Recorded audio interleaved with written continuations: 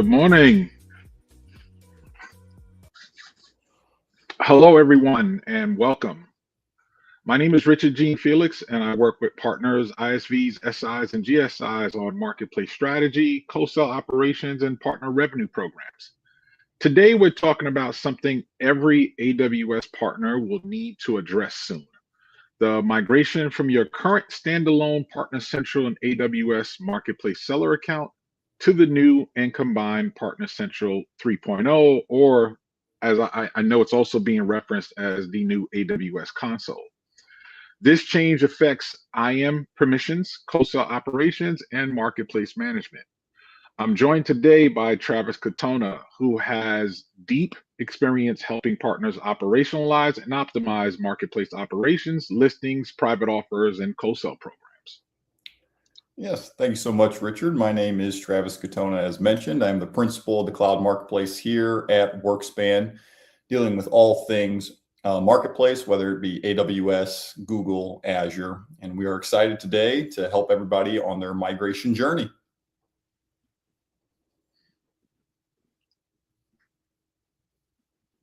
All right, so as we get started, why this migration matters and what is exactly actually changing. So the why. AWS is transitioning Partner Central and your primary AWS Marketplace Seller account into the AWS Console. This change introduces several important capabilities: IAM-based security and access control, a unified experience with AWS services, stronger co-sell collaboration tools, API integration with CRM systems, and also a platform designed for future ecosystem features. Go back one. Sorry about that. The what? So before migration, what you have is a standalone legacy Partner Central, a separate login, and also legacy permissions. After migration, you're going to have Partner Central inside the AWS console, access control via AWS IAM roles, and login can be through your AWS account credentials or single sign-on via the IAM Identity Center.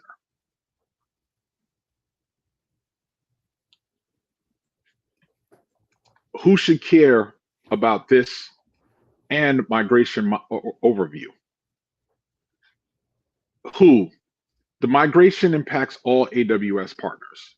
So it doesn't matter if you're an ISV selling in Marketplace, you're a consulting partner, SI, you're co-selling partners using ACE, alliance teams managing AWS relationships. Even partners not selling through Marketplace must migrate. Now, this does not affect any new partners that are currently signing up because you will automatically be signing up into the new instance. So the migration consists of 4 different phases: migration readiness, account linking, IAM management policy setup, and user access mapping. Travis, I'll let you take over from this point.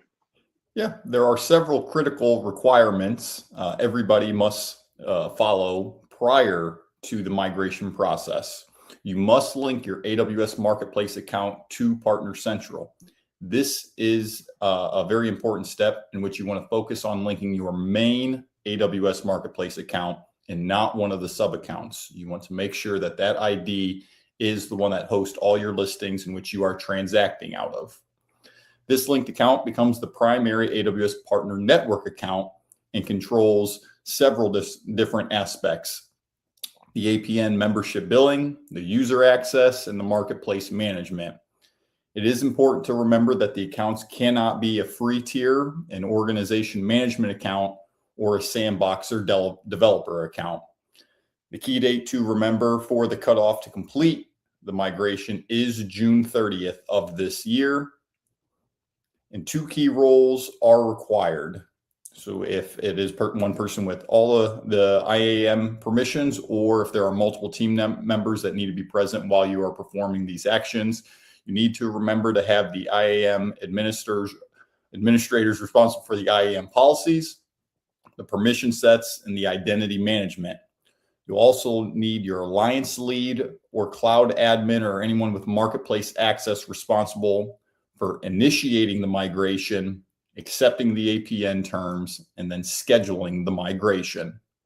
You will have the ability to select the migration date, or in terms of scheduling, whether it be right away or during a downtime during business hours. So to add on to that, let's remember, currently right now, if anyone looks at the AWS documentation, it's or any notification emails that were sent out, they were given that September 30th of 2026 date. So that is the final date to migrate over to the new Partner Central instance. But the June 30th date also aligns with PRM, so Partner Revenue Measurement. This is important that you at least tag one of your primary listings on your marketplace account. So this way you will be eligible and able to actually request funding past that date. That's the reason why you're now noticing two dates on here. There's June 30th, which is also the priority end date for having at least one of your listings tagged.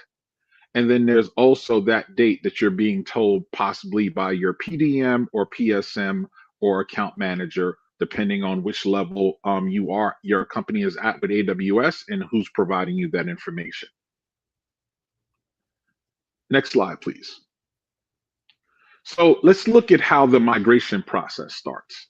Now, what I want to point out here to everyone is that we took the screenshots directly from the AWS videos that they have in there, but Travis and I actually gone through and we've done some rearranging just to make it simpler for everyone else. So if you are the correct person that whether it's the alliance lead or someone in the organization in your Partner Central that also has the cloud admin role. Now that person, as you saw on the previous screen, there was three different roles. There was the alliance lead, there was the cloud admin, and there was also marketplace. What you're looking for is to make sure that it's either going to be one person that does the entire migration process, or it's going to be two colleagues working on it together. So in that note, in this example from AWS, Sarah Johnson has the correct permissions. She does not necessarily have to be the alliance lead, but she does have the cloud admin role, which is why when she logged into the current Partner Central instance, she saw the Partner Central migration section there. Next slide, please. So when you click on that section, you're not actually starting off the process. What you're doing is now you're getting an overview. You're making sure that all the information is there. And literally, this is something where you can watch the demo video. You can kind of go through it. This is where we derived and pulled some of the screenshots that you'll see. And there's a reason why you'll see that we've rearranged the order of what you need to do. Next slide. So as you go in, and I want to preface this.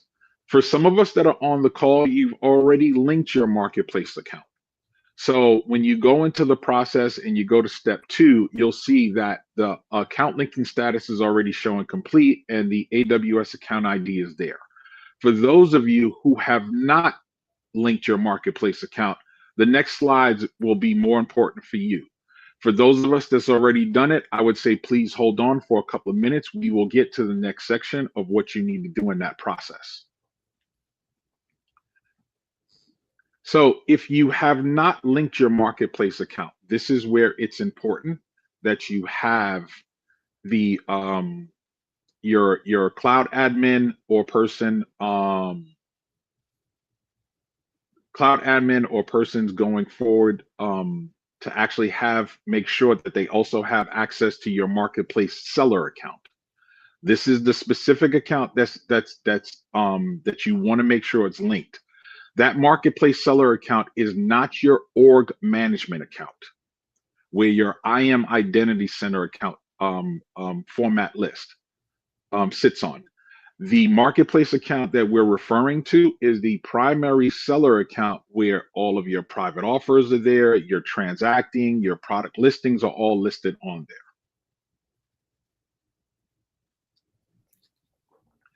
So as you're going through the steps and through the process, you want to check, literally just make sure that you check those boxes as you see in the example here, and pretty make sure, just ensure that you're set up. There's some additional reasons why as we go through the slides and we'll point out. Next slide, please.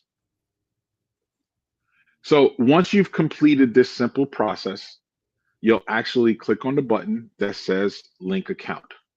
Your AWS account is now successfully linked to Partner Central, which is, as you can see, the foundation of the IAM-based access. This is just the start of the process. You're just linking your marketplace account to your ACE account. Next slide. And you do want to remember that you want your main seller account is the one linked. If that main seller account has several sub accounts, you always want to fall back on the main seller account's ID being linked. Correct. I see that we do have some questions. So before we move on, let's take a look and see exactly what's there now. So Sarah Jackson, what if you have multiple marketplace account tied to APN? So currently right now, and Sarah, just want to clarify, because right now Partner Central does not allow for having multiple accounts.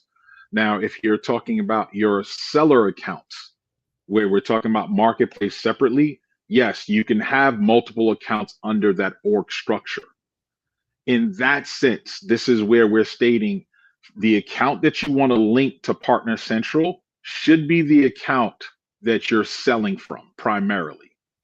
Several companies, several ISVs, SIs, GSIs, they have multiple accounts where they're not selling from that account. They're only having their listings or other transactions happening. It could be for development, for testing, or anything else. The account that you want to make sure that you connect or link to your Partner Central account has to be the account that you have your private offers and your private offers transacting in, that you're getting your payments going through back from AWS for those private offers, and you can move forward from there. Next question.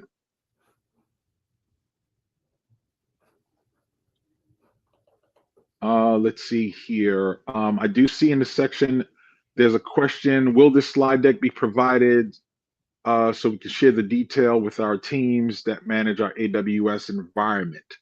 Absolutely. So this deck will be provided. There'll also be a email address for anyone that would like to have a one-on-one consultation, and we can kind of walk through this process, one by one with you, so you can get a better understanding of what you need to do next. So that information will also be provided. Any additional questions?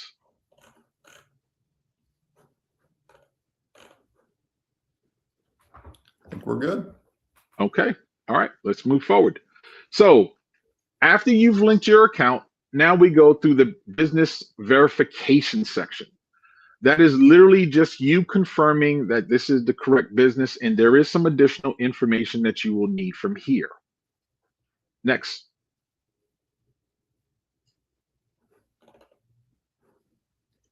So before you register, and this is really more so, they're saying register, but it's really more so before you validate and verify that the business is actually there. There are some information that you'll need. You'll need the alliance lead information if you're not the alliance lead that are actually putting the information through. The alliance lead information is primarily their first and last name and the email address that's associated with the alliance lead account. You'll also need your driver's license or any information. Please don't worry, AWS or whatever does not maintain this information. This is just verifying that you're an actual human being and that you actually exist, and that it's not a robot or a hacker just processing and trying to connect your APN or seller accounts together. So don't be concerned about anything else or whatever that is going through there. You'll also need your legal business name and your business tax ID. Now that's going to be the same information that should have been registered on your seller account, as well as the same exact information that's on your Partner Central account. This is where that verification process, just make sure. For most ISVs, for most companies right now, that process was already done when you did the linking, and also when you did the and confirmed, your Partner Central account during the setup. Next slide, please. So with your smartphone, and doesn't matter which one. So for those of us that have had Android, or those of us that have iPhone, it doesn't matter at all. You simply scan the QR code and follow the process, as you'll see in the next slides here. Travis? Yeah, here we've included some screenshots that will give you a preview of what to expect once you do scan the QR code. They will confirm your identity by asking a variety of different questions and requesting a photo of a government issued documentation. We can see here that the driver's license is a perfect example that can be uploaded and to confirm the documentation with the AWS Marketplace. Next. Again, once you have uploaded the photo ID of your driver's license or any official government documentation, they will ask for a selfie in order to compare and confirm your photo. This is a relatively straightforward process, I'm sure, that we've all experienced through other verification processes. Here, you will see that if you do receive an error, they will request you to re-attempt taking the photo or providing a different form of government issued identification. You can then use a passport or any of the other examples shown there. This is a little bit more of a rare occurrence. They do have a great processing verification technology in order to go through, but if you do see this error, not to worry. Just try a different documentation or re-attempting the selfie in order to verify. Yeah, now once this process is done, they do not retain any of the information. This is literally just going through the process, and as you'll see on the next slide, once you hit next and the identity verification is done, literally you're just going through and completing the business verification process. Next, please. So this is where go ahead, Travis. Yep, I was just going to say you will have to ensure that your tax ID or business registration number matches the location of your company's registration. Be on the lookout for that to make sure that documentation does align. We do or have seen in the past some mix up in terms of registration to incorporations or where businesses are registered in what states. So make sure those numbers do align.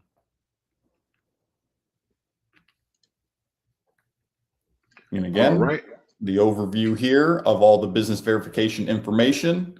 If it all looks correct, you will be able to submit the final business verification to AWS. So now we get to the important step. This is where Travis and I took some stuff out of order right after this point. So in step number 4, now this is where everyone, if you've already had your account link, all the verification process was already previously done. You'll see that as soon as you click on the migration process. We're going to start off, we're going to the onboard users. So now I need everyone else that was waiting, and I appreciate your time. We're now going to go through this process here. So prior to going and clicking on the onboarding options, as you can see, there is the AWS IAM, where if you're a smaller company, you're managing all of your IAM roles, everyone has access, and it's only marketplace there, and it's only one marketplace account. For most of us, if we're on AWS Identity Center, then you would click the second option. The third option would be if there's any external identity provider. We'll go through that here in a few minutes. what I would like for everyone to do, if you're following along, some of you may be trying to go through the process right now. You want to download the partner user list. That is before you complete any of the process in this step. Next. As you download that CSV, there's a lot of information that's going to be pulled up. It's going to have the first and last name of the user, their Partner Central roles, whether they have one or multiple, the contact type, the title of that person, their email, phone number, and of course, specifically their last login date. So for anyone here, what I would like for you to take a look at in this screen is that when you're downloading this user list, this is a great opportunity to actually review and clean up. For those that are on the list and you see them listed with a contact type of technical staff, but they are not assigned any Partner Central user role, those are more than likely someone on your technical team that has been going into Partner Central specifically for skill builder. Those team members do not need to have a IAM profile, a profile set up in IAM Center in order for them to access. They will no longer need access to Partner Central. They will access Skill Builder separately through the Skill Builder email. Next. Now we get to the mapping choices. So if you're using AWS IAM and you're specifically in there, and of course, this is for partners with less than 20 users. This is the onboarding process that you would select. Next. For some of us, because we're set up in an org environment, and I'm going to use WorkSpan as an example, we're set up in an org environment where we're under the IAM Identity Center, which is managed in our main org account, not our seller account. So our IT team and security team have gone in and they've actually set up the specific IAM policies and assigned those to the correct parties. Now, here we have documentation and guides that we can send to you that actually show you here is the current role that's in Partner Central 2.0 and the new IAM policies that you would need to assign to each one of them. This is where that previous CSV list comes in handy, because now you can turn around and actually tell your IT team, set up these policies, and these are the users, and these are the policies that I need you to assign to.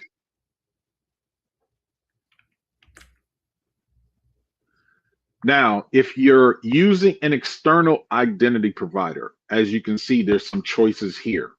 Primarily, I know several ISVs that are currently using Okta. This is where you can select this option here. And you can go through the same Okta format and process that you would normally do, as long as you have the IAM policy set up within your marketplace seller account or your org account, and you've selected those policies to actually work with the selected account for that user.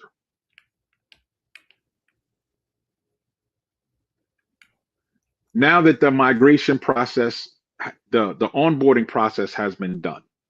Now the onboarding process, depending on the number of users, it can take a couple of days for you to go through it while your IT team is setting up the policies, or it can take a few weeks, because we do work with several large enterprise companies and GSIs that may have hundreds or thousands of users on their ACE instance.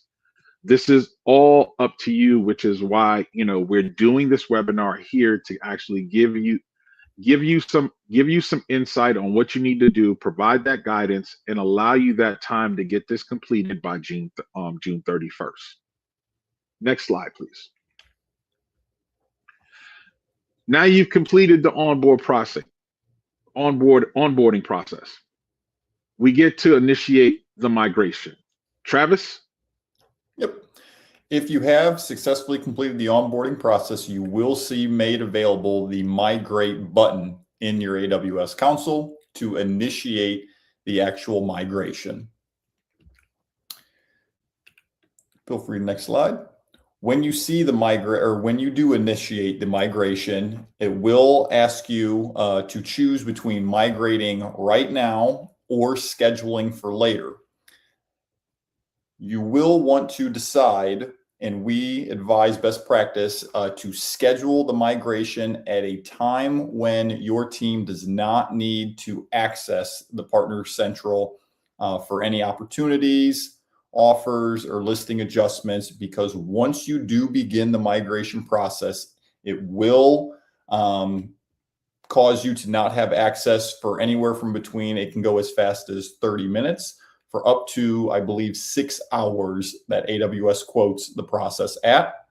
So you will just want to schedule that for a time period that you know there won't be a lot of action from your team, whether that be over the weekend or at the end of a day when everybody is leaving the office.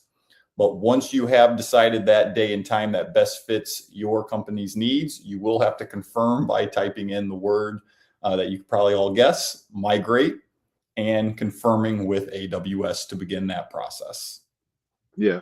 Now, we always advise that you send out an internal communication to all of your ACE users, just letting them know that they will not be able to submit any opportunities. Your marketing team or your alliance managers will not be able to submit any funding requests. All information will definitely be unavailable to them until the migration process is done. Now, that time frame where they're saying, as Travis mentioned, going from 30 minutes to approximately 6 hours, that is all depending on the number of opportunities, leads, information that is all within your marketplace account. When we did ours as a launch partner, when we scheduled ours back in November, it took approximately about 4.5 to 5 hours for ours to complete based upon all the information that we had. Let's pause here for a second. Is there any questions? I do see one from David Schott. If my technical team can actually pull that up on the screen. Okay, David, thank you. Yesterday, we noticed that our AWS Marketplace Management Portal bookmark is redirecting to the new Partner Central inside the AWS Console, which we have not set up yet. Curious if anyone knows this. So yes,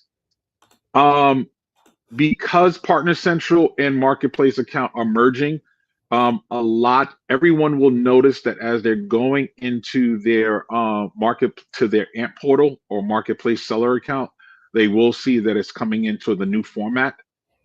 That is 100% expected. There is no need to be concerned about it whatsoever.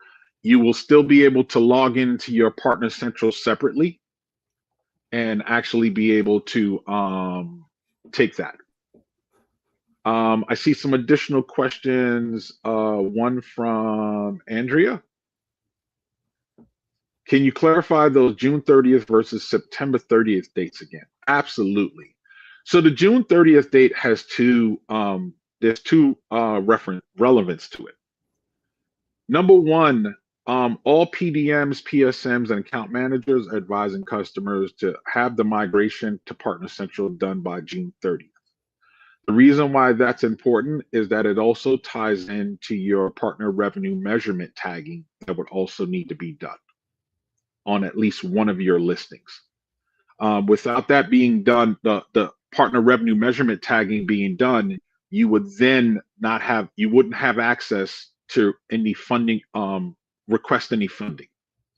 Now, the September 30th date, that is the date, basically the drop dead date, the final date that you can migrate to the new Partner Central console. So that's where the differences of the two dates are. Any additional questions? All right, let's move on to the next slide. So once you've begun the migration process, you will see this prompt. Do you have to sit there and keep your screen open, for the next 30 minutes or 6 hours in order to watch the entire process happen? No, you don't. This is where you are literally going to just see the process, see exactly what it's doing. As you can see the different steps, it's going to migrate over your account and profile attribution. It's going to do your solution migration, your leads migration, your fund request migration, and also your alliance lead contact. All of that is going to happen over that course of time. So depending on how many opportunities that you currently have in your system, and we're talking about all of them, not just the recent ones. So for instance, or whatever, for large companies, large enterprise level companies, you may have tens of thousands of opportunities in there. You're looking at the latter part of that migration time frame than that 30 minutes. Any additional questions? Sarah, would you recommend completing the PRM tagging before initiating the console migration? You can actually do both in parallel. One is not tied to the other. What happens is that you can do the migration, then do the PRM tagging, but we always recommend if you can do both in parallel, go ahead. It doesn't stop the process. It doesn't hold up the migration whatsoever.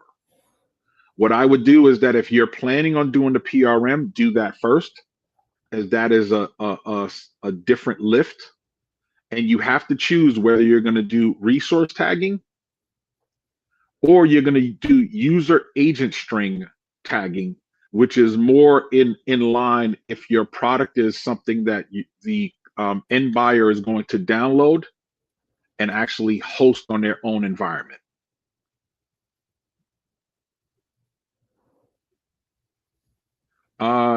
So Neil, so we are considering the users who have access to APM pipeline will only be onboarded to the console migration. So the ones that, well, you're going to, there's a twofold part to it. Some of the users that have access to the APM pipeline may not need access to Marketplace. So giving them the specific managed policy is going to help mitigate that. They'll see the solutions and everything else or whatever, but they won't be able to access that particular portion of the console. So there are control measures lined up in there.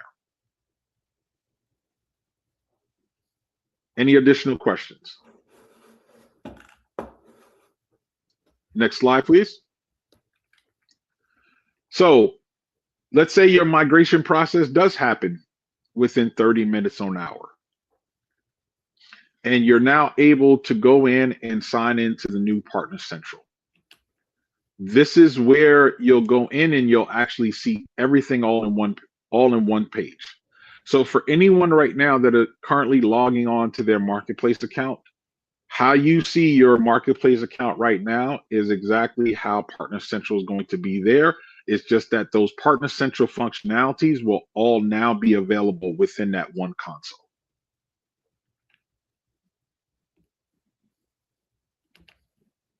You've completed this part of it. You're now on the new AWS Partner Central. This is where everything is all compiled all into one. Now, on the sections that you see there, which we can go deeper into a one-on-one session if anyone likes. And we do have some additional information and some additional insights that we can share with you guys. Next slide. Travis? Yeah. As we mentioned at the beginning of the call, we will be sharing this slide deck with everybody. In that way that you will be able to access the actual video AWS has put out doing a step-by-step tutorial of the migration process. And as Richard just mentioned, we are doing one-on-one consultations for in-depth guidance. In order to sign up for that, we do have in the chat the 2 ways to do it, along with the one provided here on your screen of emailing the advisory@workspan.com. And obviously we can see the other option as well of filling out the form on the linked page there that you can copy and put it to your own browser. For, again, scheduling a one-on-one consultation where we can go through this process either live on a call to help you with or to discuss any in-depth questions that you would like to speak of privately. So for everyone here on the call, please pass the word out. The consultation and guidance for your Partner Central migration or even your partner revenue measurement is at no cost to you whatsoever. It is 100% free. We're not charging for this. We want to help anyone. You do not have to be a WorkSpan customer to send us an email or click on the info, follow the info link that'll be provided. So we look forward to talking to you. We look forward to helping you, providing some additional guidance. For those ISVs, companies that are currently with WorkSpan, we thank you for joining. For those of you that are not currently WorkSpan or just looking for some additional guidance, we also thank you and welcome you to connect with us so we can actually help you on your journey and together continue your partnership with AWS. Thank you all. We're going to give some time back. If there's no additional questions, we appreciate everyone.